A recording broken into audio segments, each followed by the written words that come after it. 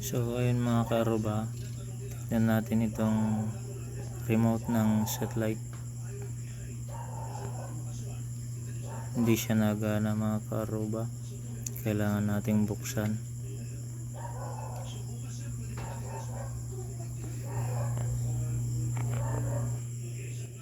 So ayun mga karuba, sinubukan nating pinunasan natin itong microchips na ginasgas ng kaunti, pero wala pa rin. So ngayon ang gagawin natin is i-check yung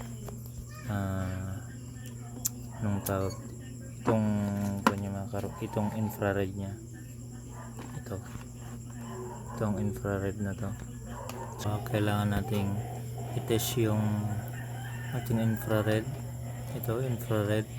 So itong infrared is, since siya is light emitting diode, tapos digital tester yung gamit natin, iset natin siya sa diode.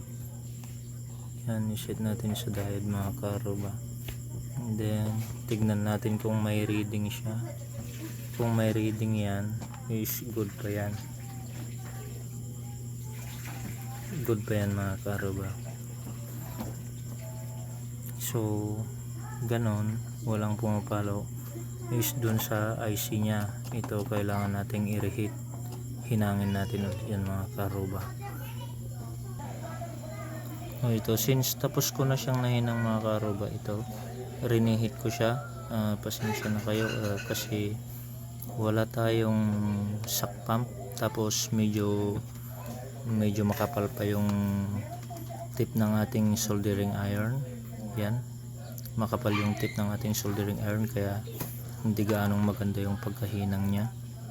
Nireheat na natin yung mga karuba, tapos ngayon i-assemble na natin and subukan natin kung gagana.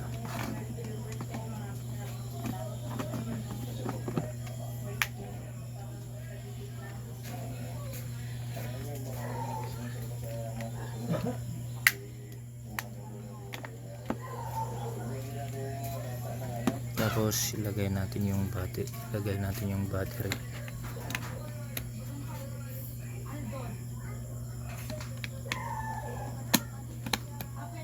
and then pindot sa key kung iilaw. Ayun, umilaw na siya. Ayun, nagana na siya mga karuba. Maraming salamat sa inyong panonood mga karuba.